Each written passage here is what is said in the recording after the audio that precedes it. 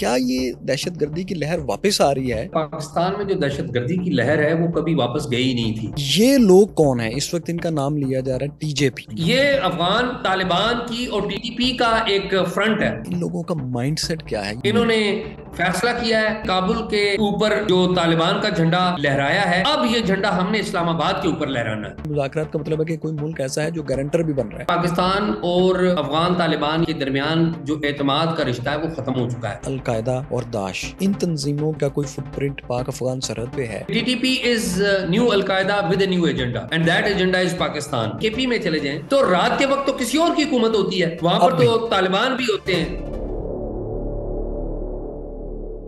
کیسے ہیں دوستو؟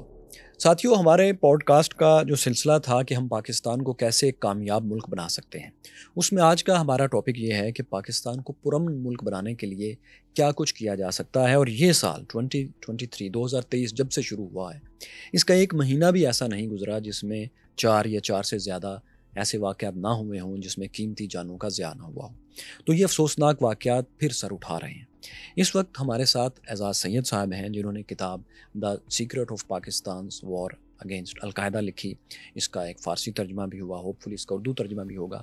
اور آپ اتنے کریڈیبل جرنلسٹ ہیں پاکستان کے کہ شاید بہت کم لوگوں کو علم ہو کہ اسٹیو کول جیسے انٹرنیشنل شہرت یافتہ جو صحافی ہیں وہ بھی ان کے آرٹیکلز کو کوٹ کرتے ہیں ود ریفرنس۔ تو بہت کریڈیبل جرنلسٹ ہیں، ان کے جو رابطے ہیں وہ براہ راست نیوز سورسز کے ساتھ ہیں۔ ظاہر ہے کوئی صحافی اپنے سورسز تو ریویل نہیں کرے گا، لیکن یہ ان کے ڈائریکٹ ہوتے ہیں۔ ان کو آپ نے بہت دفعہ دیکھا ہوگا افغانستان میں بھی، پاکستان میں بھی مشکل جگہوں پر رپورٹنگ کرتے ہوئے۔ تو اعزاز سید سے ہم یہ جانیں گے کہ یہ جو اب دہشت گردی کی لہر سر اٹھا رہی ہے، خاص طور پہ بھی ڈیرہ اسماعیل خان میں جو واقعہ ہوا ہے اور باقی واقعات، ان کے اوپر ایک ایک کر کے ان سے انسائٹ معلومات بھی لیں گے اور اس مائنڈ سیٹ کو بھی سمجھنے کی کوشش کریں گے جس سے ہم کسی طرح نکلنا چاہتے ہیں تاکہ کامیاب اور پرامن ملک ہم بن سکیں، پیسفل کنٹری اپنے لیے بھی اور دنیا کے لیے بھی بن سکیں۔ تو اسی پوڈ کاسٹ میں اسی گفتگو کے لیے ہم اعزاز سید کو خوش آمدید کہتے ہیں۔ سر کیسے ہیں آپ؟ فیصل بھائی بہت شکریہ، میں خیریت سے ہوں۔ اعزاز بھائی، سب سے پہلے تو یہ بتائیے کہ ہمارے خطے میں دہشت گردی کا بار بار جو افریت ہے وہ سر اٹھاتا ہے، یہاں وہ کون سی فالٹ لائنز ہیں جن کو ہم بھر نہیں پا رہے، اور بار بار ایک مسئلہ جس کے خلاف آپریشن کیے جاتے ہیں وہ بظاہر یوں لگتا ہے کہ کچھ دیر کے لیے دب گیا، وہ پھر سر اٹھا لیتا ہے۔ وہ فالٹ لائن کون سی ہیں جو ہم سے پر نہیں ہو پا رہی؟ فیصل بھائی، 3 بڑی فالٹ لائنز ہیں۔ سب سے پہلے تو کشمیر کی فالٹ لائن ہے، جس کی وجہ سے آپ کو پتہ ہے کہ ہندوستان کے پاکستان کے تعلقات خراب ہوتے رہے ہیں۔ پاکستان پر دور اندازی کا الزام لگتا رہا ہے۔ بہت ساری عسکریت پسند تنظیمیں تھیں جو کشمیر میں داخل ہوتی رہی اور ابھی وہ ان ایکٹیو ہو چکی ہوئی ہیں۔ دوسری جو بڑی فالٹ لائن ہے جس کا گلوبل امپیکٹ بھی ہے، ریجنل بھی ہے، وہ ہے افغانستان، اور اس کا امپیکٹ پاکستان کے اوپر ہے۔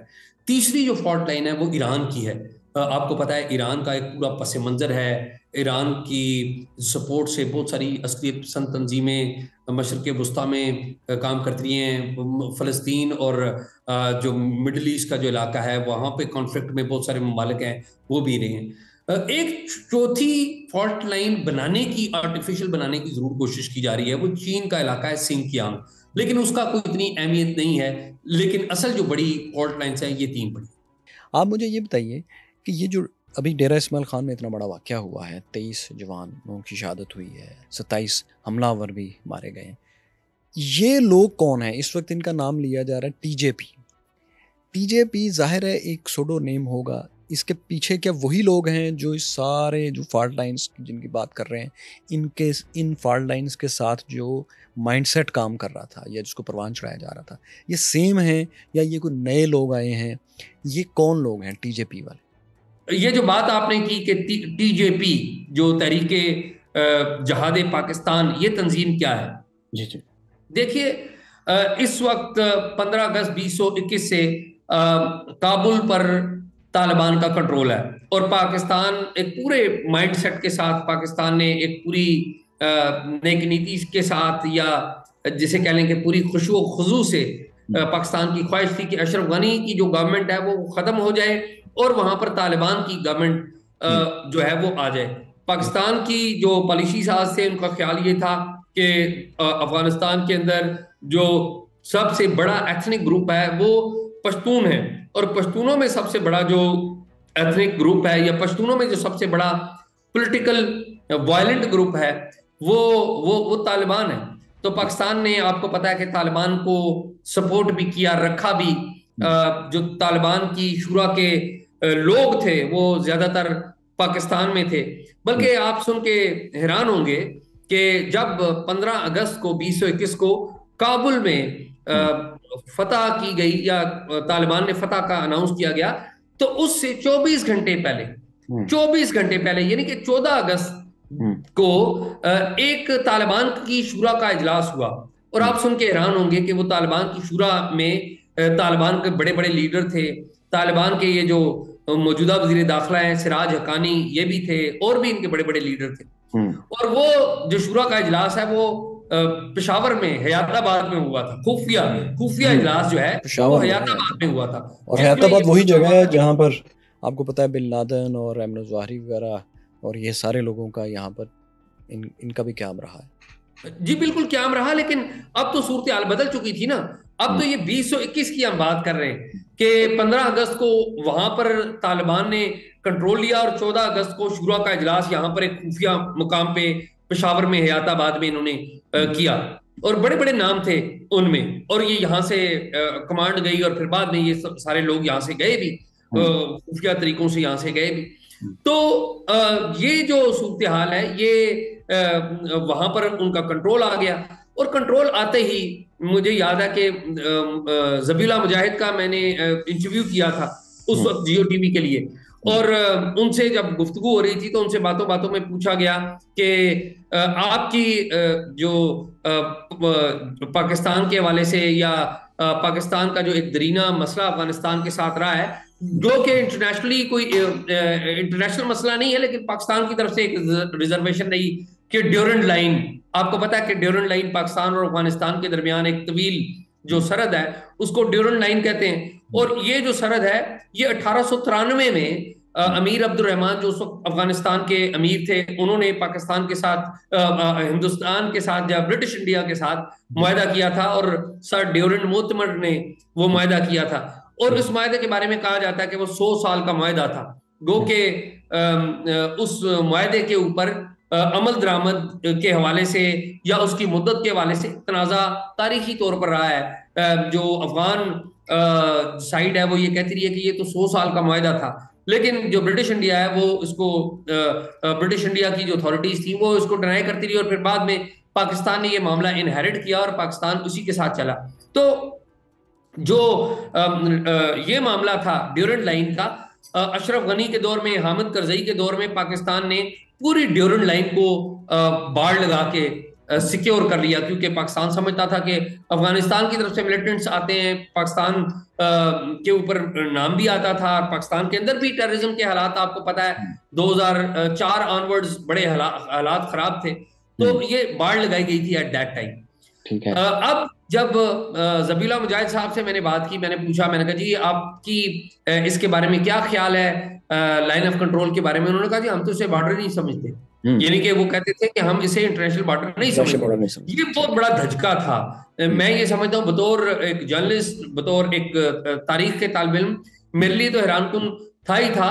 لیکن میرے خیال میں جن لوگوں کو, آپ کے لیے حیران کن کیوں تھا, آپ کو یاد ہوگا کہ ملا عمر کے بھی جب حکومت تھی وہ اس دور میں بھی انہوں نے اس کو انٹرنیشنل بارڈر نہیں مانا تھا. اس وقت بھی اس کو متنازع ہی کہتے تھے, بلکہ وہ جب بھی اس کو پاکستان افغانستان کے بارڈر کو 2600 کلومیٹر سے اوپر کا یہ جو بارڈر ہے, اس کو جب بھی ڈیورنڈ لائن کہا جاتا ہے تو اس کا مطلب ہوتا ہے کہ آپ اسے انٹرنیشنل بارڈر نہیں مانتے.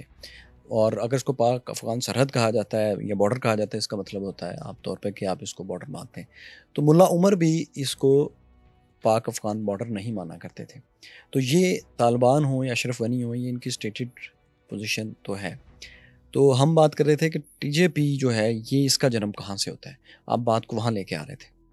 جی آپ جی میں جلدی سے ادھر لے کے آتا ہوں. میں یہ کہہ رہا ہوں کہ میرے لیے اس لیے حیران کن تھا کہ اس دفعہ تو پاکستان نے بڑی بھرپور قسم کی مدد کی تھی نا, کہ طالبان باقاعدہ ایک جنگ میں تھے, ان کے مذاکرات کروائے تھے اور ان کو لے کے آئے تھے. تو میں یہ کہہ رہا ہوں, تو میں یہ ایکسپیکٹ کر رہا تھا کہ ابھی اگر کوئی تنازع ہوگا تو وہ بھی تھوڑا سا ٹائم لے گا. تو انہوں نے تو بالکل ٹائم نہیں لیا, انہوں نے تو آتے ساتھ کہہ دیا स्टार्ट तो भी ये एक झड़पें भी शुरू बात हुई थी। अब देखिए हुआ ये कि पाकिस्तान में टेररिज्म अरूज पे आया। टीटीपी आपको पता है 2006 ऑनवर्ड बनती है, 2007-8 उसका अरूज है टीटीपी का, जो अभी तक मौजूद है, कायम है, उसके हेड्स बनते रहे। तो टीटीपी जो है, ये जब तालिबान वहां पर अशरफ गनी हुकूमत के इलाके का कब्जे में ले रही थी, तो टीटीपी उनके साथ थी। तो जब वहां पर अफगान तालिबान की हुकूमत आ गई, तो वहां पर टीटीपी के लोगों को उन्होंने जेलों से आजाद किया, उनको मिनिस्टर्स का प्रोटोकॉल दिया, उनको जगह दी, वो वहां पर रहते हैं और आज भी रह रहे हैं। पाकिस्तान में जब भी टेररिज्म हुआ उसके बाद, तो पाकिस्तान की शिकायत या पाकिस्तान को जो एविडेंस मिलती है, तो वो किसकी मिलती है? वो टीटीपी की मिलती है। तो टीटीपी के बारे में पाकिस्तान ने अफगानिस्तान से एक एतराज जो है वो शुरू कर दिया। अब अफगान तालिबान का क्या मामला है? वो ये कहते हैं कि ये जो टीटीपी है ना, ये आपके अपने लोग हैं। ये कौन है? आपके अपने लोग। पाकिस्तान कहता है जी चलें, मान लें हमारे अपने लोग हैं, लेकिन ये आपके पास है, आपने छुपाए हुए हैं, ठीक है? तो इसके ऊपर एक तनाजा चल रहा है। अब उसमें आ जाती है टीजेपी। अब देखिए कि तहरीके जो जहादे पाकिस्तान है, इसका एजेंडा क्या है? इसका एजेंडा ये है कि ये पाकिस्तान के जो सिक्योरिटी के इदारे हैं उनको अटैक कर रही है। आप नवंबर के महीने में मियांवाली में 11 नवंबर को मियांवाली में जो एयरबेस के ऊपर अटैक हुआ है, वो अटैक जो है वो टीजेपी ने कबूल किया, और बड़ा अटैक था वो। फिर इससे पहले मई के महीने में टीजेपी ने मुस्लिम बाग बलूचिस्तान में जो अटैक है उसको कबूल किया है। और टीजेपी के बारे में जब हम तालिबान से बात करते हैं, टीटीपी से बात करते हैं, तो वो कहते हैं जी हमें तो नहीं पता, हम नहीं जानते इसको। तो जो यहाँ पर जो अस्करियत पसंदी से मुंसलिक लोग हैं, या जो अस्करियत पसंदी के मामले को हैंडल भी करते रहे हैं, दोनों तरफ के लोग, यानी कि जो खुद असला उठा के रियासत के खिलाफ लड़ते रहे हैं वो भी, और जो इस सारे मामले को हैंडल करते हैं वो भी, तो ये इस बात पे मुत्तफिक हैं कि दरअसल ये अफगान तालिबान की और टीटीपी की एक स्ट्रेटजी है कि उन्होंने एक नई तंजीम को तश्कील दिया है, जो कि बेसिकली टीटीपी का एक फ्रंट है। और इस तंजीम के जो लोग हैं वो आते हैं, वो आके कार्रवाइयां करते हैं। और आप देखिए ना कि ये अभी डीआई खान में जो जितना बड़ा अटैक हुआ है, आपको पता है कितनी शहादतें हुई हैं पाकिस्तान के जवानों की। इसमें जो टीजेपी ने क्लेम किया है वो बड़ा इंटरेस्टिंग क्लेम है। आप देखें क्लेम को। उस क्लेम में टीजेपी कह रही है कि ये स्वाति है, फलां बंदा स्वाति है, फलां बंदा फलां इलाके के नाम से वो कर रहे हैं। वो क्यों कर रहे हैं? बेसिकली वो इसलिए कर रहे हैं कि उनको आइडेंटिफाई कर रहे हैं कि ये आपके इलाकों के हैं। पाकिस्तान तो ये कहता है ना कि ये तो आपने छुपाए हुए हैं, आपके इलाकों के हैं, आपके इलाकों से आते हैं। तो ये पाकिस्तान को उन्होंने एक किस्म का धोखा देने की कोशिश की है, या पाकिस्तान को आप ये कह लें कि डबल गेम करने की कोशिश की है, और डबल गेम वो कर रहे हैं। तो ये टीजेपी का जो अब अंडरस्टैंडिंग है वो ये। ओके, अच्छा, लेकिन पाकिस्तान जब इसको सपोर्ट कर रहा था अफगान तालिबान को एक आलमी ताकत के मुकाबले में, और वहाँ एक सो कॉल्ड एक डेमोक्रेटिक गवर्नमेंट जो अमेरिका ने और नेटो ने मिलकर खड़ी की थी, उसके खिलाफ इतना बड़ा स्टैंड पाकिस्तान की एस्टेब्लिशमेंट ने लिया हुआ था, तो आपके ख्याल में क्या ये बेवकूफ़ी थी, गलत फ़ैसला था, या इनके जहन में भी कोई स्ट्रेटजी थी कि हम इनको सपोर्ट कर रहे हैं तो कल को ये हमारे काम आएंगे पाकिस्तान में पीस लाने में? तो आपके ख्याल में, आपकी मुलाकातें हैं, आपने इंटरव्यूज़ ज़रूर लोगों से किए होंगे, उनकी सोच क्या थी कि अफगान तालिबान को जब सपोर्ट कर रहे थे? देखिए, आप जैसे हमारे जैसे लोग तो बोल रहे थे कि ये एक आइडियोलॉजी के लोग हैं, ये एक जगह अगर जीतेंगे तो उसको रेप्लिकेट करने की कोशिश करेंगे, वही फ़ोटोकॉपी करने की कोशिश करेंगे पाकिस्तान में और इससे आगे। तो जब हम लोगों को ये समझ आ रही थी, आप लोगों को समझ आ रही थी, तो हमारी इस्टेब्लिशमेंट इस बात को क्यों नहीं समझ पा रही थी, या उनका प्लान कोई और था? मेरा ये ख्याल है कि जो हमारी इस्टेब्लिशमेंट है उनकी थिंकिंग ये थी कि जो अफगानिस्तान के अंदर कोई स्टेबल गवर्नमेंट अगर कोई बनाएगी तो वो तालिबान ही बनाएंगे। और हमारी इस्टेब्लिशमेंट की ये थिंकिंग थी कि अशरफ गनी या हामिद करज़ई या अब्दुल्ला जैसे जो लोग हैं जिनको हम गलत समझते थे, या जिनके साथ हमारे बड़े खराब ताल्लुकात थे, हम ये समझते थे कि इनसे बेहतरी ہوں گے، یعنی کہ جو طالبان ہیں یہ ان لوگوں سے بہتر ہوں گے، لیکن وقت نے الٹ ثابت کیا، وقت نے وہ باتیں ثابت کی جو آپ اور ہم کہتے تھے کہ نہیں، آپ ملیٹنٹس جو ہیں وہ ملیٹنٹس ہی رہیں گے۔ اور آپ یہ دیکھیے کہ اگر آپ آج کے دن، آج میں اور آپ بیٹھ کے اگر گفتگو کریں اور آپ موازنہ کریں اشرف غنی کے دور کا، جو آخری وہاں پر گورنمنٹ تھی، تو اشرف غنی کے دور میں اور آج کے دور میں ایک بڑا بنیادی فرق ہے کہ اشرف غنی کے دور میں وہ یہ کہتے تھے کہ یہ 2 درجن جو جماعتیں ہیں یا 3 درجن جماعتیں ہیں یہ ملیٹنسی ہیں، اور وہ تو طالبان کو کہتے تھے نا، پاکستان کو الزام دیتے تھے کہ پاکستان طالبان کو جو سپورٹ کر رہا ہے، لیکن وہ یہ کہتے تھے کہ ہم ان جماعتوں کو دہشت گرد جماعتیں سمجھتے ہیں، یعنی کہ طالبان کو بھی دہشت گرد سمجھتے ہیں اور ان کو سپورٹ دینے والوں کو بھی دہشت گرد سمجھتے ہیں، ٹھیک ہے۔ تو ہاں، اس وقت کا جو لا اینڈ آرڈر ہے پاکستان کا اور آج کا لا اینڈ آرڈر دیکھیں تو میرے خیال میں بڑے بڑے کلیئر کٹ چیزیں ثابت ہوتی ہیں کہ پاکستان کے جو حالات ہیں وہ اتنے اچھے نہیں ہیں۔ میں آپ کو بڑی انٹرسٹنگ بات بتاؤں، پاکستان میں حالیہ جو ڈیکیڈز ہیں ٹیررزم کی یا وار کی یا کانفلکٹ کی، ان میں جو سب سے بڑا واقعہ ہے وہ واقعہ ہے 16 دسمبر 2014 کا آرمی پبلک سکول کا وہ واقعہ ہے پشاور کا، جس میں آپ کو پتا ہے 150 سے زائد ہمارے جو بچے ہیں، اساتذہ ہیں ان کے، وہ شہید ہوئے۔ اس واقعے کے دوران پاکستان میں جو آرمی چیف تھے وہ جنرل راحیل شریف تھے، اور پاکستان میں جنرل رضوان اس وقت ISI چیف تھے غالباً، اور جنرل رضوان جو ہے وہ ISI چیف اور پاکستان کے جو پرائم منسٹر ہیں، اس وقت بھی اعلان ہوا تھا کہ یہ تو افغانستان سے لوگ آئے ہیں، آئے لوگ افغانستان سے تھے، لیکن وہ ان علاقوں سے آئے تھے یا شاید ان جگہوں سے آئے تھے جو کہ اشرف غنی گورنمنٹ کے کنٹرول میں نہیں تھی، ٹھیک ہے۔ یہ تو ایسا ہی ہے نا کہ آج ہم کہتے ہیں کہ خیبر پختونخوا میں پاکستان کی حکومت ہے، لیکن خیبر پختونخوا میں آپ اگر چلے جائیں تو یا KPK میں آپ چلے جائیں، KP میں چلے جائیں، تو رات کے وقت تو کسی اور کی حکومت ہوتی ہے، وہاں پر تو طالبان بھی ہوتے ہیں۔ جی آج بھی، میں آج کی بھی بات کر رہا ہوں۔ دیکھیے جو آج کے دن بھی بعض ایسے علاقے ہیں خیبر پختونخوا کے جو لٹرلی نو گو ایریا ہیں۔ آپ اگر DI خان میں چلے جائیں، DI خان میں آپ کی جو زندگی ہے اس کی کوئی پروٹیکشن نہیں دے سکتا۔ آپ خیبر پختونخوا کے بہت سارے ایسے علاقے ہیں جہاں پر چلے جائیں اور اگر آپ اجنبی ہیں تو آپ کی پروٹیکشن نہیں مل سکتی، وہاں پر طالبان موجود ہیں، وہاں پر عسکریت پسند موجود ہیں، اور آپ کو دیکھا جا رہا ہے آج بھی، اور آپ ڈیٹا دیکھ لیجئے کہ پہلے سالوں کی بنسبت تک کم و بیش 94% انکریز ہوا ہے ٹیررزم ان خیبر پختونخوا اور بلوچستان۔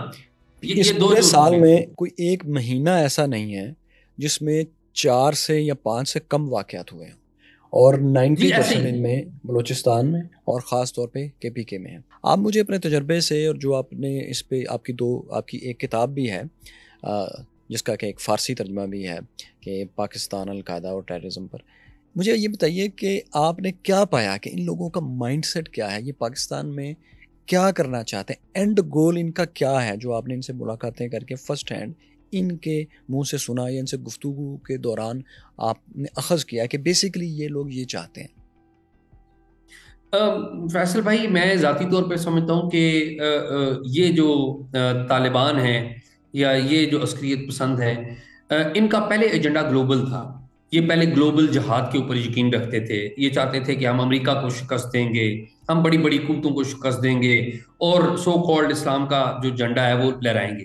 لیکن اب ان کا جو ایجنڈا ہے، جی پین اسلامزم جو آئیڈیالوجی ہے بہت قدیم زمانے سے چلی آ رہی ہے، وہ تھی ان کی لیکن جی بالکل، لیکن میرے خیال میں یہ جو 20 سال ان کی جنگ ہوئی ہے امریکہ کے ساتھ، اس میں انہوں نے سیکھ لیا کہ ہم نے گلوبل ایجنڈا بنایا تو ہم گلوبل جو ایکٹرز ہیں ان کے نرغے میں آئیں گے۔ اوکے، مقابلے پہ یعنی زیادہ طاقت انہوں نے اس لیے جو گلوبل جو ایکٹرز ہیں یا گلوبل پاورز ہیں ان کے نرغے میں آئیں گے، ان کے نشانے پر رہیں گے، اور ان سے ہم لڑ نہیں سکتے۔ ٹیکنالوجی ہمارے پاس نہیں ہے، ڈرون ہمارے پاس نہیں ہے، طیارے نہیں ہیں۔ نو ڈاؤٹ کہ اس ٹیکنالوجی نے ان کو بڑا نقصان پہنچایا۔ آپ ذرا طالبان سے پوچھیں صحیح، طالبان ڈرون ٹیکنالوجی سے بہت خائف تھے اور انہیں پتا تھا کہ ڈرون جو ہے وہ چن چن کے ان کے نشانے لیتا تھا اور درست نشانے لیتا اکثر جگہوں پہ. ٹھیک ہے. اب انہوں نے کیا کیا ہے, اب انہیں اس سبق انہوں نے یہ سیکھا کہ ہم گلوبل ایجنڈے کی بجائے ریجنل ایجنڈا رکھتے ہیں. انہوں نے فیصلہ کیا ہے کہ ہم نے کابل کے اوپر جو طالبان کا جھنڈا لہرایا ہے, اب یہ جھنڈا ہم نے اسلام آباد کے اوپر لہرانا ہے. یہ اس کے اوپر کوئی جو ہے نا دو رائے نہیں ہے. وہ اسلام آباد کو فتح کرنا چاہتے ہیں اور اسلام آباد کی جو فتح کا آغاز ہے وہ پاکستان کے جو ڈیورنٹ لائن کا جو علاقہ ہے وہاں پر چھوٹے چھوٹے علاقوں کی فتح سے کریں گے یہ, اور اس کی کوشش بھی کر رہے ہیں. آپ کو پتا ہے پچھلے دنوں نے چترال میں ایک باقاعدہ اٹیک کیا تھا اور بڑا بھرپور منظم اٹیک کیا تھا. جو مفتی نور ولی مسعود ہیں وہ دوسری طرف کھڑے تھے اور وہ وہاں سے اپنے جو فورسز ہیں یا اپنے جو عسکریت پسند ہیں ان کو ہدایات دے رہے تھے. وہ تو مقامی جو لوگ ہیں انہوں نے اور ہماری جو سیکیورٹی کے ادارے ہیں انہوں نے بھرپور رسپانس دیا اور وہ جو حملہ ہے وہ پسپا ہو گیا. یہ جو ان کی جو مائنڈ سیٹ ہے ان کی مائنڈ سیٹ یہی ہے. اور جب یہ کوئی بھی ایک علاقہ فتح کر لیں گے پاکستان کی جو سرحد ہے اس کے اوپر خدا نخواستہ, تو پھر جو افغان طالبان ہیں وہ دوبارہ کہنے لگ پڑیں گے کہ آپ ٹی ٹی پی کے بارے میں ہمیں شکایت نہ کریں کیونکہ ٹی ٹی پی آپ کے اندر کا مسئلہ ہے, انہوں نے آپ کے اندر ایک علاقہ قبضہ کر رکھا ہے, یہ تو آپ کے اپنے لوگ ہیں. تو یہ ایک بڑی مشکل صورتحال ہے جس میں پاکستان اس وقت موجود ہے.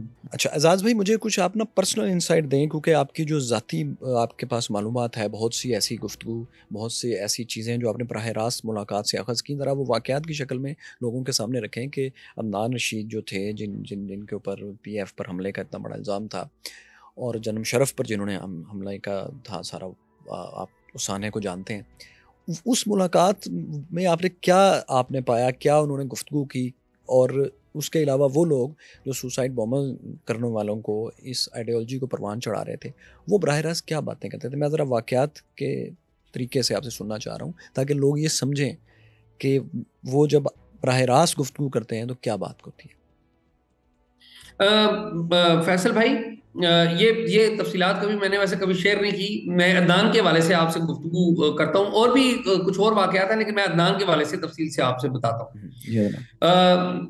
ایک یہاں پر لال مسجد ہوتی تھی جس میں مولانا عبدالعزیز آج بھی حیات ہیں اور ان کے بھائی تھے جو کہ ظاہر اب اس دنیا میں نہیں رہے, غازی عبدالرشید. تو غازی عبدالرشید یہاں پر لال مسجد میں ہوتے تھے. تو میں ان دنوں اسلام آباد میں جرنلزم کرتا تھا, تو میں نظریاتی طور پہ ان پہ تنقید کرتا تھا کہ یہ میری ایک تھنکنگ تھی کہ پاکستان کی جو سیکیورٹی اسٹیبلشمنٹ ہے وہ ان کے پشت پناہی پر ہے. تو غازی عبدالرشید کا جو لال مسجد کا تنازع ہے وہ بھی ظاہر ہے اس کو رپورٹ کرتے تھے, ہم کور کرتے تھے. تو غازی عبدالرشید اور لال مسجد کا تنازع اگر آپ کو یاد ہو 2007 میں تقریباً اسی تنازع کے ساتھ ساتھ کھڑا ہوا جب جنرل مشرف نے یہاں پر افتخار محمد چودھری جو چیف جسٹس تھے ان کو برطرف کیا. اس کے فوری بعد یہ تنازع یہاں پر وہ کہ اس تنازع کی روٹس جو ہیں وہ پیچھے سے چلتی آ رہی تھی, لیکن تنازع جو اٹھا وہ اسی پیرالل میں اٹھا. تو غازی عبدالرشید صاحب پہ میں بڑی تنقید کیا کرتا تھا. میں ڈیلی ٹائمز میں ہوتا تھا ان دنوں, تو ڈیلی ٹائمز کے جو میرے ایڈیٹر تھے وہ نجم سیٹھی تھے. تو وہ جب بھی میں کوئی نیوز کرٹیکل لکھتا تھا تو ڈیلی ٹائمز ایک پروگریسو نیوز پیپر تھا, تو وہ اس کو بڑا اجاگر کر کے چلاتا تھا. مجھے اچھی طرح یاد ہے کہ ڈیلی ٹائمز نے ایک دفعہ ایک کارٹون شائع کیا تھا جس میں جامعہ حفصہ کی طالبات کے بارے میں دکھایا تھا کہ وہ طالبات بیٹھی ہوئی ہیں اور ان کو ایک ٹیچر پڑھا رہی ہے.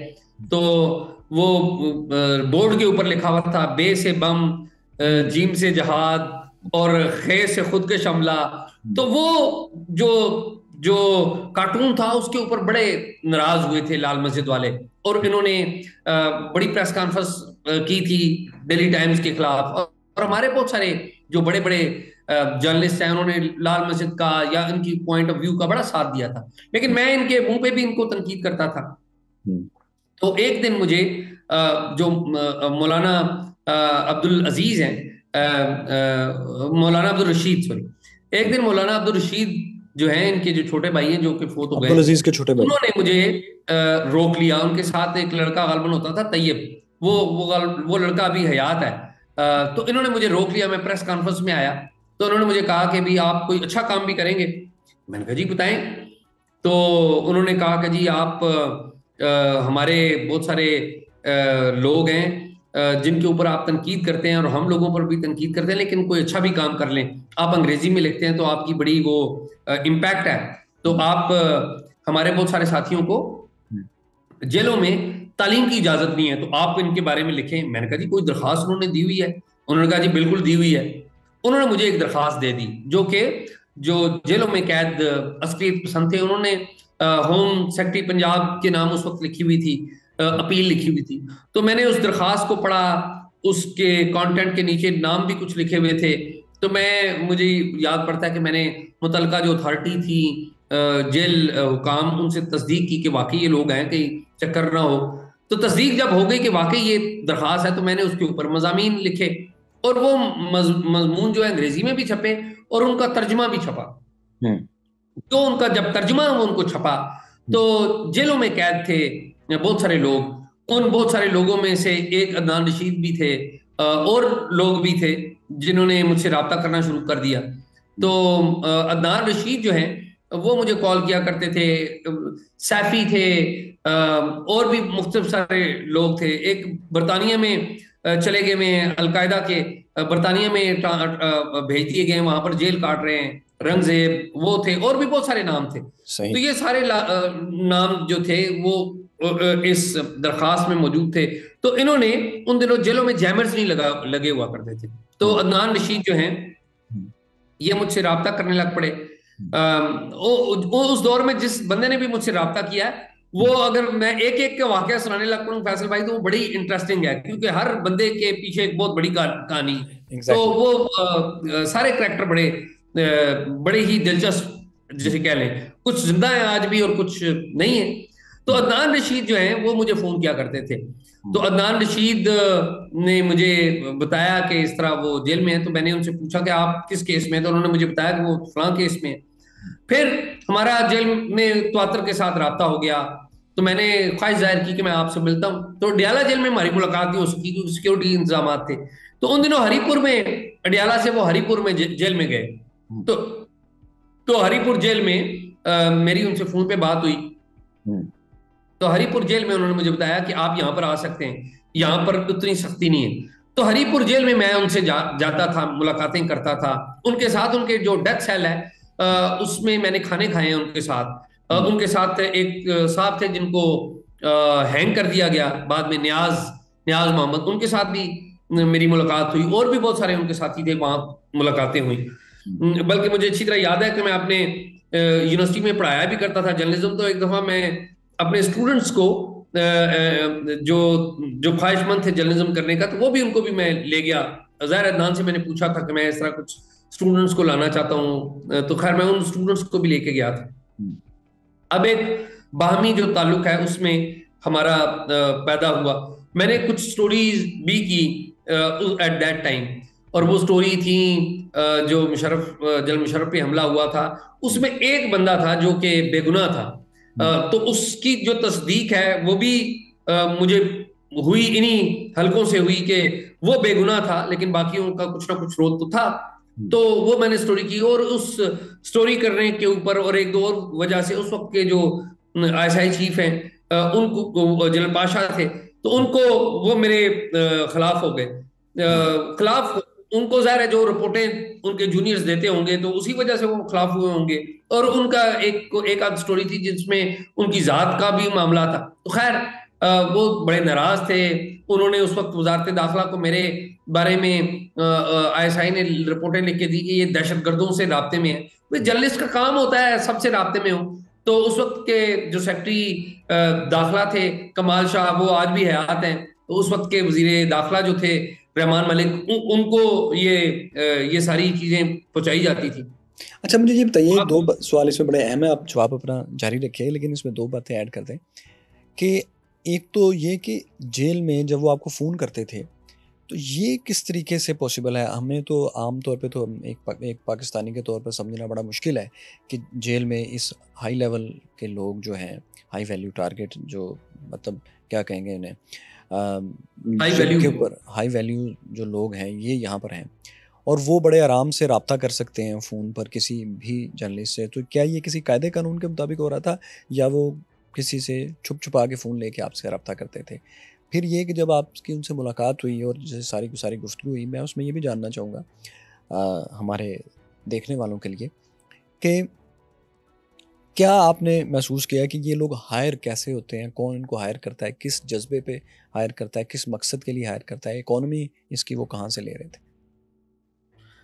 فیصل بھائی، جو ٹیلی فون پہ مجھ سے رابطے جب ہوتے تھے تو ظاہر ہے یہ قانونی رابطے نہیں تھے. جیل حکام نے اس کی کوئی لیگل شکل نہیں تھی. ان کے پاس فون تھے، جیلوں کے اندر ان کے پاس رابطے تھے، ان کے پاس سم تھی، ان کے پاس موبائل فون تھے جن کو وہ چھپا کے رکھتے تھے، اور ایک مخصوص وقت ہوتا تھا جس دوران وہ رابطے کیا کرتے تھے. یعنی کہ جس وقت وہ سمجھتے تھے کہ سیکیورٹی پر ان کی اپنے لوگ ہیں جو ان پہ نرم ہاتھ رکھتے ہیں، یا سیکیورٹی پر اس وقت کوئی بندہ موجود نہیں ہے، تو اس وقت وہ خاص ایک وقت ہوتا تھا جس پر رابطے کرتے تھے. اور اس وقت بھی جیلوں کے اندر جو جیمرز ہیں اتنے زیادہ عام نہیں تھے. جیمرز جو ہیں اس وقت جیمرز نئے نئے شروع ہوئے تھے، تو جیمرز ابھی جیلوں میں نہیں آئے. تو یہ ان دنوں کی بات. صحیح. اور آپ سن کے حیران ہوں گے کہ یہ جو جیل کی دنیا ہے، یہ بھی ایک پورا ٹاپک ہے. تو جیل کی دنیا ہے، یعنی کہ ڈیالہ جیل کے جو لوگ تھے وہ بنگلہ دیش کی جیلوں میں، سعودی عرب کی جیلوں میں موجود جو پاکستانی ہیں ان سے رابطے میں تھے. پاکستان میں ساہیوال جیل ہے، وہ بڑی مشہور جیل ہے. بلوچستان کی جیلیں ہیں، ان سے وہ لوگ آپس میں رابطے تھے. یعنی کہ جو یہ ملیٹنٹس تھے یا عسکریت پسند تھے، جیلوں میں جو قید تھے، یہ ان کا آپس میں بھی رابطہ تھا. اور آپ یہ دیکھیے کہ یہ غازی عبد الرشید سے بھی رابطے میں تھے، یعنی کہ لال مسجد سے بھی رابطے میں تھے. تو لال مسجد سے رابطے کا مطلب ہے کہ ایٹ دیٹ ٹائم ان دنوں سوات کا معاملہ بھی چل رہا تھا، تو یہ سوات کے ادھر جو طالبان ہیں ان سے بھی رابطے میں تھے. تو جو میری ملاقاتیں عدنان رشید سے ہوئی تو اس میں عدنان رشید بڑے قائل تھے اس بات کے کہ وہ اسلامسٹ ہیں، اور وہ کہتے تھے کہ مجھے آپ دہشت گرد کہتے ہیں، آپ دہشت گرد کہیں، میں ایک جہادی ہوں اور میں اسلام کے لیے لڑ رہا ہوں، میں اسلام کا سپاہی ہوں. اور پھر جب عدنان رشید کو ہری پور جیل سے نکالا گیا اور مختلف جیلوں سے ہوتے ہوتے وہ ڈی آئی خان میں گئے، تو وہ مجھے باقاعدہ فون کر کے کہتے تھے کہ میری مذاکرات کروا دیں کہ میں قیدی ہوں، اور میرے جو طالبان قیدیوں کے بدلے جو پاکستانی فوجی قیدی ہیں وہ چھڑوا لیے جائیں، میں طالبان سے رابطے میں ہوں. یہ مجھے فون کال پہ کہتے تھے، اور میں حیران ہوتا تھا کہ یہ اوپن فون کال پہ بات ہو رہی ہے، تو میرا فون کیا مانیٹر نہیں ہو رہا؟ یا اگر مانیٹر ہو رہا ہے تو مانیٹر کرنے والے یہ بات بتا نہیں رہے کسی کو کہ ایک قیدی ہے وہ یہ آفر کر رہا ہے کہ اگر آپ مجھے اور میرے چند ساتھیوں کو چھوڑ دیں تو اس کے بدلے فوج کے فلاں فلاں فلاں بندے جو ہیں ان کو چھوڑ دیا جائے گا. تو وہ مجھے کہتے تھے کہ آپ پیغام پہنچائیں. تو میں انہیں کہتا تھا میرا یہ کام نہیں ہے، میں جرنلسٹ ہوں، میں خبریں لکھ سکتا ہوں، لیکن میں یہ پیغام رسانی کا کام نہیں کر سکتا ہوں. تو لیکن وہ بڑے جسے کہتے ہیں ڈیسپریٹ تھے. وہ مجھے میسیجز کرتے تھے، میرے جو فون کے پرانے میسیجز ہیں وہ شاید آج بھی میرے پرانے 1-2 سیٹ ہیں، شاید ان میں میسیجز ہوں گے آج بھی. تو وہ بڑے اوپن میسیجز کرتے تھے، اور پھر وہ ریفرنس دیا کرتے تھے کہ اسرائیل میں یہ کام ہوا ہے کہ قیدی چھڑوانے کے لیے انہوں نے اپنے پرزنرز جو ہیں وہ چھڑوائے ہیں، تو آپ میری ہیلپ کریں، میں بڑا آپ کا مشکور رہوں گا. ایک بات تو یہ ہے. تو پھر میں نے یہ دیکھا کہ جب وہ D I Khan jail break ہوا، آپ کو یاد ہو بڑا معروف جیل بریک ہوا تھا جس میں طالبان آئے تھے، اور طالبان آئے اور عدنان رشید کو جو ہے وہ آ کے وہ لے کر چلے گئے. پھر بعد میں عدنان رشید جو ہے انہوں نے مجھ سے کچھ دفعہ رابطہ کیا. ایک دفعہ انہوں نے مجھ سے کچھ معلومات لینے کی کوشش کی، تو پھر میں نے ان سے معذرت کی. میں نے کہا یار یہ میں جرنلسٹ ہوں، اور ظاہر ہے آپ جس انگیجمنٹ میں ہیں وہ قانون اور آئین سے متصادم ہے، تو میں کوئی ایسا کام نہیں کر سکتا، یا آپ کوئی اگر آپ مجھ سے ایکسپیکٹ کرتے ہیں معلومات دیں گے تو میں شاید آپ کو نہیں دے سکوں گا. تو خیر انہوں نے برا نہیں منایا. پھر جب آپ سن کے حیران ہوں گے کہ جب میں افغانستان میں تھا تو عدنان رشید وہاں پہ افغانستان میں تھے، تو میرا اور ان کا رابطہ بھی ہوا، لیکن باوجود کسی وجہ سے ہماری ملاقات نہیں ہو سکی.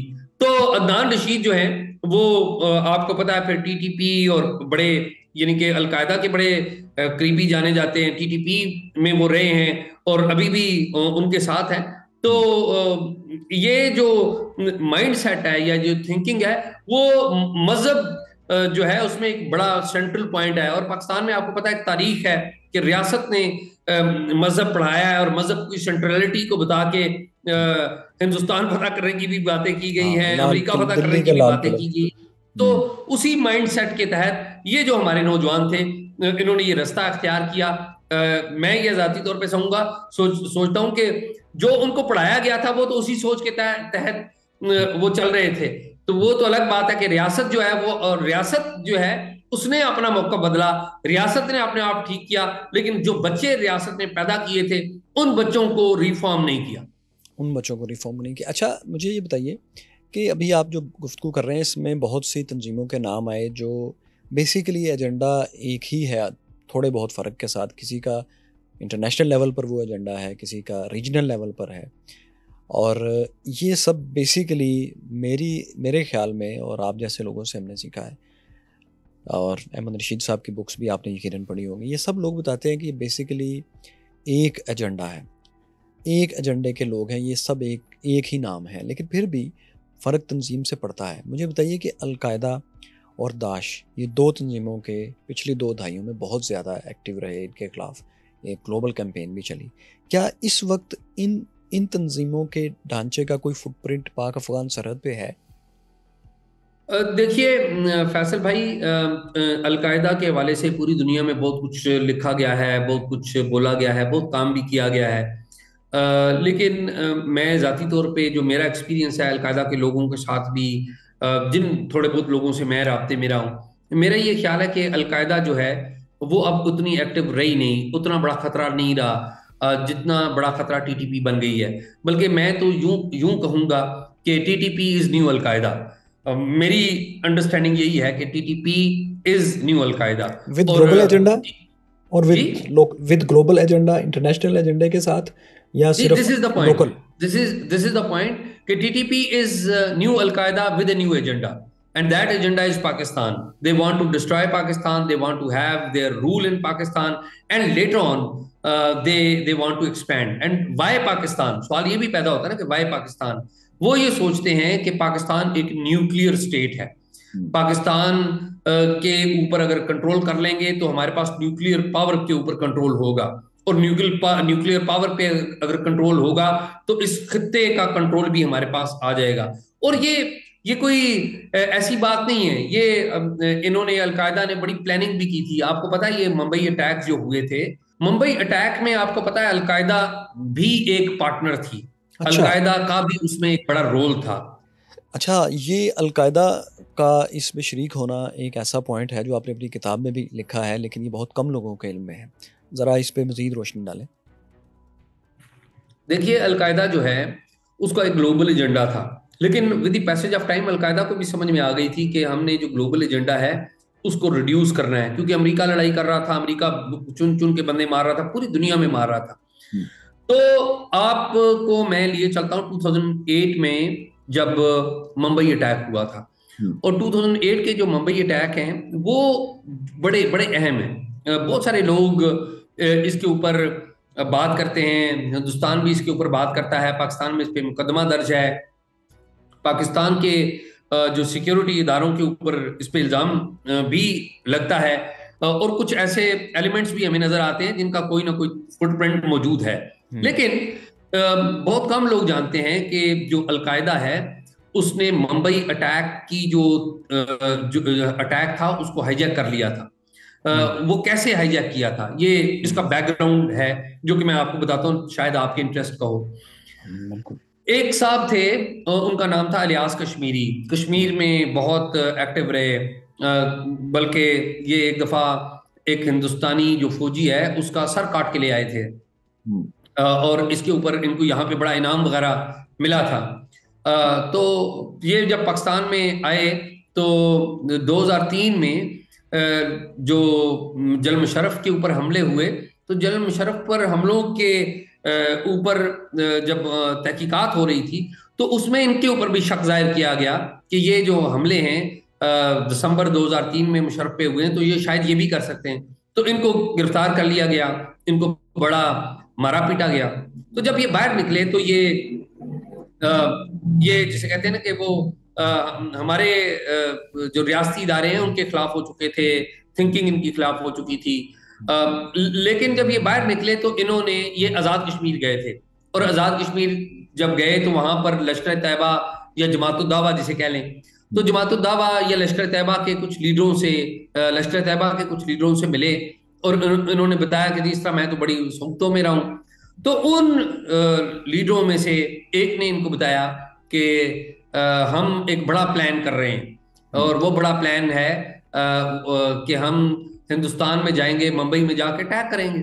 تو انہوں نے یہ بات سنی, انہوں نے کہا جی میں تو انٹرسٹڈ ہوں اس کام میں چاہوں گا کہ میں اس کام میں آپ کے ساتھ ہیلپ کروں.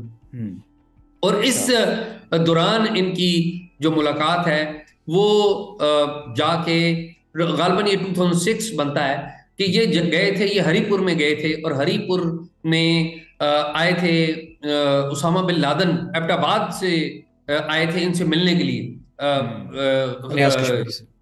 جی الیاس کشمیری سے جی الیاس کشمیری سے ملاقات کے لیے ایبٹ آباد سے اسامہ بن لادن اپنے کمپاؤنڈ سے نکلے تھے, اور بڑا ہی ریئر ان کی جو نکلنا ہے وہ بڑا ریئر ہے.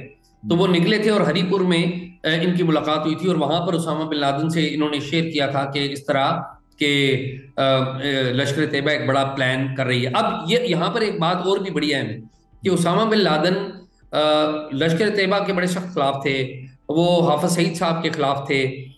وہ سمجھتے تھے کہ حافظ سعید نے اور لشکر طیبہ نے القاعدہ کو پکڑوانے میں بڑا رول پلے کیا ہے. تو اس پہ جو الیاس کشمیری انہوں نے انہیں قائل کیا کہ دیکھیں اس سارے معاملے میں ہمارے پاس ایک اپرچونٹی ہے, اور وہ اپرچونٹی کیا ہے؟ انہوں نے کہا کہ جی ہم ممبئی کے واقعے کو استعمال کرتے ہوئے پاکستان اور ہندوستان کی جنگ شروع کروا دیں گے, اور جب وہ جنگ شروع ہو جائے گی تو القاعدہ اپنی جنگ شروع کر دے گی, اور القاعدہ ایک جو علاقہ ہے, ایک ٹیریٹری ہے, اس کے اوپر قبضہ کر لے گی, اور جب ہم ٹیریٹری پر قبضہ کر لیں گے تو پھر ہم ایکسپینڈ کرتے جائیں گے. تو یہ پلاننگ بنی, اور اس سارے کھیل میں آپ کو یاد ہوگا یہ سٹوری میں نے کی تھی اس وقت, ڈان کے لیے بڑی سٹوری کی تھی جو بڑی بعد میں کورٹ میں بھی ڈسکس ہوتی رہی. اس سارے کھیل میں ایک اور صاحب کا کردار بھی بڑا اہم تھا کہ ادھر جب ممبئی میں یہ ٹیمیں گئیں تو ممبئی میں ٹیمیں جب جا رہی تھی تو الیاس کشمیری نے بھی اپنے ڈیڈیکیٹڈ جو جوان تھے جن کو یہ انہوں نے شامل کیا تھا اس گروپ میں, وہ شامل کیے تھے. اور ممبئی میں جب اٹیک ہوا تھا تو سناگاگ پہ جو لوگ گئے تھے یہ وہی لوگ تھے جنہوں نے جو کہ الیاس کشمیری کے ٹرینڈ تھے یا الیاس کشمیری کے بھیجے ہوئے تھے. لیکن at that time same time پہ ایک اور صاحب تھے جو کہ بڑے ایکٹیو تھے, وہ تھے عمر سعید شیخ. عمر سعید شیخ نے جب یہ ممبئی اٹیک تقریباً اپنے اختتام کو پہنچ رہا تھا تو عمر سعید شیخ نے جیل سیل میں کراچی سے بیٹھ کے ٹیلی فون کالز کیے تھے ہندوستان میں اور پاکستان میں. ہندوستان کے پرائم منسٹر سے بات کرنے کی کوشش کی تھی, نہیں ہو سکی تھی بات. پھر ہندوستان کے ڈیفنس منسٹر سے بات کرنے کی کوشش کی تھی, پاکستانی ڈیفنس منسٹر بن کے نہیں بات ہو سکی تھی.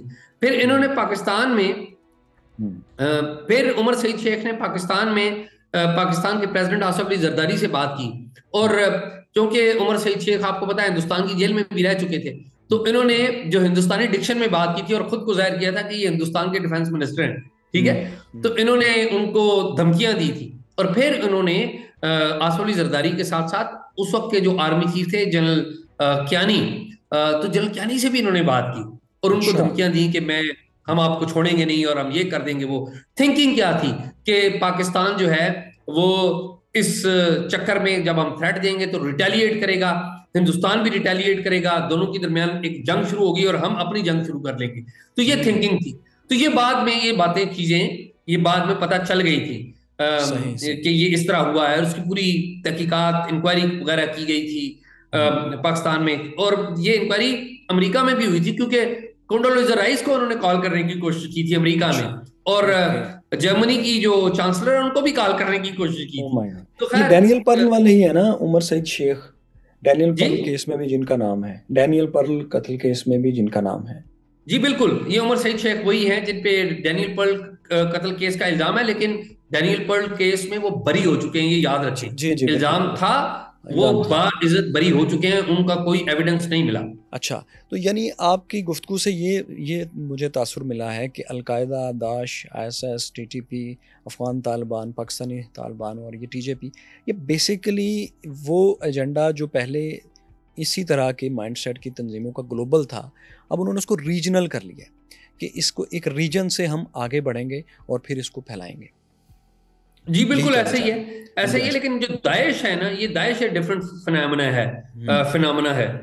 داعش کے پیچھے بھی بہت سارے ایکٹرز ہیں. اچھا دیکھیں، یہ جتنی بھی تنظیمیں ہیں، جتنی بھی ملیٹنٹ آرگنائزیشنز ہیں، یہ کبھی بھی کامیاب نہیں ہو سکتی جب تک ان کے پیچھے فائنینشیئرز نہ ہوں، سپورٹرز نہ ہوں. اور یہ بھی دیکھا گیا ہے کہ اکثر جو مختلف ریاستیں ہیں اور اکثر جو مختلف ریجنل اور انٹرنیشنل پلیئرز ہیں، وہ بھی ان تنظیموں کو سپورٹ کرتے دکھائی دیتے. ظاہر ہے اب اپنے پولیٹیکل گین کے لیے دنیا میں کوئی بھی ریاست مخالف تنظیم جو ہے اس وقت تک آپریٹ مسلسل نہیں کر سکتی جب تک اس کو ایک کنٹینیوس سپلائی لائن نہ ملے، پیسوں کی، حفاظت کی، سینچریز کی، ٹریننگ کی. کوئی تنظیم بھی ریاست سے مقابلہ نہیں کر سکتی. یہ نیشن اسٹیٹ کی ایک پاور ہوتی ہے. اچھا مجھے بتائیے، اس سارے جو ابھی اس وقت پاکستان میں دہشت گردی کے نئے واقعات ہو رہے ہیں، ان میں ایک نان سینس آرگومنٹ جو پوری دنیا میں کسی بھی بڑے واقعے کے ساتھ جوڑ دیا جاتا ہے، وہ یہاں بھی جوڑا جا رہا ہے. اس کے اوپر آپ کیا کہیں گے کہ کہیں بھی کوئی بڑا واقعہ ہو تو بجائے اس کے اصل وجوہات تک جانے کے، لوگ کچھ لوگ کچھ خاص وجوہات سے اس کو اس طرح پیش کرتے ہیں کہ جیسے یہ اس ملک کی سیکیورٹی ایجنسی نے خود کیا ہے. ابھی بھی کئی لوگ اس طرح کی بات کر رہے ہیں کہ جو اب دہشت گردی کی ساری لہر آ رہی ہے، یہ الیکشن کو ملتوی کروانے کے لیے کی جا رہی ہے. میں ایک دفعہ پھر کہوں گا کہ یہ میرا آئیڈیا نہیں ہے، لیکن یہ بہت سے لوگ یہ گفتگو کرتے ہیں. یہ میرے خیال میں ایسی گفتگو نان سینس ہے، کیونکہ یہ اس طرح نہیں، کوئی اسٹیٹ اپنے آپ کے اوپر بار بار زخم نہیں لگاتی. آپ اس آئیڈیا کو کیسے ڈی بنک کریں گے یا آپ کیا کہیں گے اس کے بارے میں؟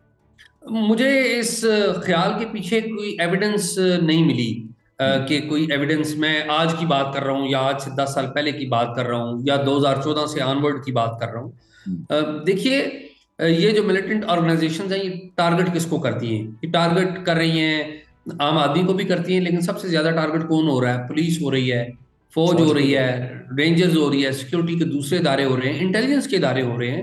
ہمارے IB کے بہت سارے لوگ وہ شہید ہوئے ہیں، ISI کے لوگ جو ہیں وہ نشانہ بنے ہیں. اسی طرح باقی ملٹری انٹیلیجنس کے لوگوں کو نشانہ بنایا گیا ہے، CTD کے لوگوں کو بہت زیادہ نشانہ بنایا گیا ہے، اسپیشل برانچ کے لوگوں کو بہت زیادہ نشانہ بنایا ہے. تو اگر یہ خود ہی ہے تو یہ خود اپنے آپ کو نشانہ کیوں بنوائیں گے؟ یہ ایک سوال پیدا ہوتا ہے. تو میرا یہ خیال ہے کہ اصل میں لوگ شک کیوں کرتے ہیں. سوال یہ نہیں کہ لوگ شک کر رہے ہیں، سوال یہ ہے کہ لوگ شک کیوں کرتے ہیں. یہ زیادہ اہم سوال ہے. اس کی وجہ یہ ہے کہ پاکستان کی ایک ہسٹری ہے، اور پاکستان کے جو انٹیلیجنس کے ادارے ہیں وہ ہسٹوریکلی وہ ایسے کاموں میں 90s میں آپ دیکھ لیں، سیکٹرین آرگنائزیشنز کو کچھ سپورٹ وغیرہ ان سے ملتی رہی ہے. تو جو جنرل حمید گل کا ایک بڑا اوپن کردار رہا ہے ان سب طبقات کے ساتھ. جی، ان سب طبقات کے ساتھ بڑا اوپن رہا ہے. اور دوسری بات یہ ہے کہ ایک بات جو ہماری ملٹری اسٹیبلشمنٹ کو اور ہماری انٹیلیجنس کی جو کمیونٹی ہے اس کو سمجھ میں نہیں آ رہی کہ جتنا زیادہ ہماری ملٹری اور اس کی انٹیلیجنس سروسز پولیٹیکل سفیر میں نظر آئیں گی یا پولیٹیکل انوالومنٹ میں نظر آئیں گی، اتنے زیادہ ان کے اوپر سوالات ہوں گے، ان کے اوپر شکوک ہوں گے، ان کو مختلف کنٹروورسی سے جوڑا جائے گا. یہ اصل مسئلہ اس بات سے جڑا ہوا ہے کہ لوگ جو ان کا کردار ہے سیاست کے میدان میں، پاکستان کی ریاست کے باقی ایشوز کے اوپر جو ان کے اوپر الزامات لگتے رہتے ہیں، وہ جو شکوک و شبہات ہیں کہ یہ ٹیررزم خود کر رہے ہیں، اس سے جڑ جاتے ہیں، کیونکہ لوگ شک کرتے ہیں کہ یہ اس کے پیچھے بھی یہی ہوگا. میرا نہیں خیال کہ ایسی کوئی آرگنائزڈ انسٹیٹیوشنل ڈیسیژن ہے کہ ہم اپنے آپ کے اوپر اٹیک کروائیں. میرا نہیں خیال کہ کوئی بھی انسٹیٹیوشن، پاکستان کے جو ریاست کے ادارے ہیں، فوج ہو گئی، ISI ہو گئی، MI ہو گئی، IB ہو گئی، یا اور انٹیلیجنس کے جو ادارے ہیں، میں آنیسٹلی سمجھتا ہوں ان کے اوپر باقی معاملات پہ آپ جتنا مرضی اعتراض کریں، جتنی مرضی تنقید کریں، لیکن جب سیکیورٹی اس ملک کی آتی ہے تو ان میں مجھے کوئی ڈاؤٹ نہیں ہے کہ یہ اپنے اوپر اٹیک کروانے کی جو باتیں یہ غلط ہیں. میرا یہ خیال ہے کہ وہ ان کو کافی حد تک بچانا چاہتے ہیں اور سیو کرنا چاہتے ہیں، اور یہ ان کی پروفیشنل ریکوائرمنٹ بھی ہے اور ذمہ داری بھی ہے. میرے پاس ابھی کوئی ایسی ایویڈنس نہیں آئی، میرا نہیں خیال. ہاں یہ ہو سکتا ہے کہ ماضی میں ہم نے دیکھا ہے کہ بعض انڈیویجولز جو ہیں وہ انوالو رہے ہیں، انڈیویجولز. انسٹیٹیوشنل انوالومنٹ میں نہیں سمجھتا کبھی بھی ایک بہت بڑا رہی ہے. واقعہ جس کو مثال کے طور پر پیش کیا جاتا ہے وہ احسان اللہ احسان کا اوبر گاڑی میں ہوا کر اور جیل سے فرار ہو جانا ہے. اس کو بہت زیادہ میرے خیال میں بھی وہ بڑا افسوسناک، بڑا خوفناک اور بہت بڑی نیگلیجنس تھی، اور بہت بڑا اگر کسی نے اس کو جانے دیا ہے، مطلب مجھے نہیں علم اس کے خلاف انکوائری کیا ہوئی ہے، لیکن یہ وہ واقعہ ہے جو ریاست کو کسی صورت بھی اس طرح سے نہ ان لوگوں کو معاف کرنا چاہیے تھا، نہ ان لوگوں کو ان اکاؤنٹیبل چھوڑنا چاہیے تھا جنہوں نے جن کے سامنے یہ واقعہ ہو گیا کہ احسان اللہ احسان آرام سے ایک ہماری کسٹڈی سے نکل گئے. اس واقعے کے بارے میں آپ کو جانتے ہیں کہ یہ کیسے ہوا؟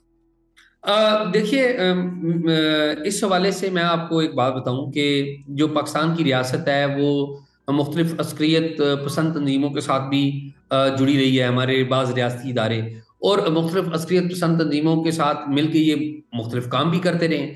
تو یہ جو ہاب نابنگ ان لوگوں سے ہوتی رہی ہے اس کا بھی ایک بیک گراؤنڈ ہے جو ان کے اوپر الزام لگتا ہے کہ جی پاکستان کے اندر یہ کام یہ کر رہے ہیں. میری بات سن رہے ہیں؟ جو بیک گراؤنڈ ہے، پس منظر ہے نا، پورا 90s کا پورا پس منظر ہے، 20s کا پورا پس منظر ہے، 2005 آنورڈز ایک ڈبل گیم کا ہم پر الزام لگتا رہا ہے. تو کوئی نہ کوئی تو تعلق ان لوگوں سے ہمارا رہا ہے نا، تو اس تعلق کی وجہ سے لوگ شک کرتے ہیں. اور پھر جو احسان اللہ احسان کا واقعہ ہے، میری جب احسان اللہ احسان فرار ہوئے تھے تو میں پاکستان میں نہیں تھا، تو مجھے احسان اللہ احسان نے کال کی تھی اور مجھے میری بڑی تفصیل سے ان سے گفتگو ہوئی تھی کہ یہ کیا ہوا.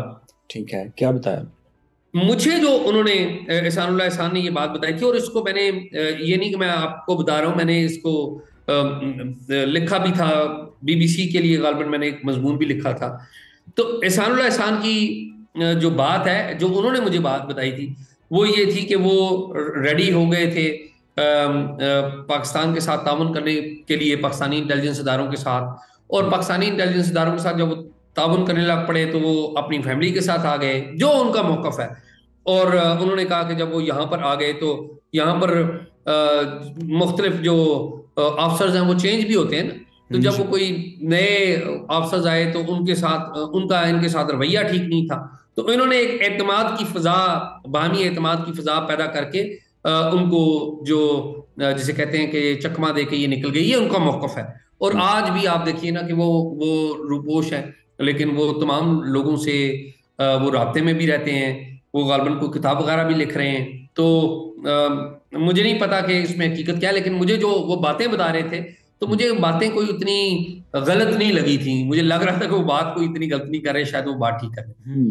صحیح. اچھا مجھے یہ بتائیے، آپ نے ایک جگہ پر گفتگو کرتے ہوئے آن لائن یہ کہا، آپ نے کہا کہ پاکستان کے TTP سے ایک تیسرے ملک میں مذاکرات بھی ہو رہے ہیں، جس میں کہ وہ TTP یا TJP جو بھی نام ہے، جو یہ فیکشن، جو یہ سیکشن پاکستان میں آپریٹ کر رہا ہے ملیٹریلی، یہ کچھ اس طرح کی ڈیمانڈز رکھ رہا ہے جیسے ایک اسٹیٹ سامنے رکھتی ہے کہ آپ اپنے فلاں ضلع کو، صوبے کے فلاں حصے کو یوں کریں. کیا اس طرح کی ڈبیٹ، اس طرح کی شرائط کے ساتھ پاکستان ڈبیٹ کر رہا ہے؟ کیونکہ اعلانیہ تو پاکستان نے یہ کہا ہے، وزیر اعظم نے کہا ہے کہ ہم ان لوگوں سے جنہوں نے بندوق اٹھائی ہو ریاست کے خلاف، ان سے مذاکرات نہیں کرتے. لیکن آپ کی معلومات ہیں، آپ ایک بہت شاندار صحافی ہیں، مجھے یہ بتائیے یہ کیا ہو رہے ہیں اور اسٹیٹ یہ کا موقف اس پہ کیا ہے؟